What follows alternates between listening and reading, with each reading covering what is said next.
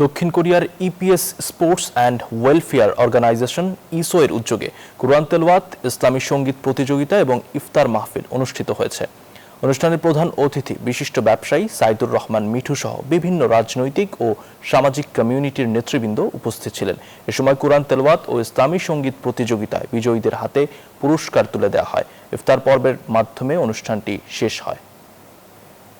Welfare organisation দক্ষিণ Korea ইসো কর্তৃক আয়োজিত আজকের কোরআন তেলাওয়াত এবং ইসলামী সঙ্গীত প্রতিযোগিতায় অত্যন্ত সুন্দর এবং মনোরম পরিবেশে আয়োজন করা হয়েছে।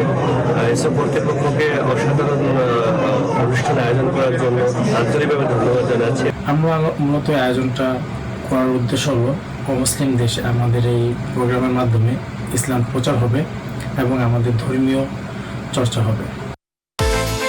বিকাশ পেমেন্টে 10,000 টাকার বেশি অফার। শপিং চলছে তো।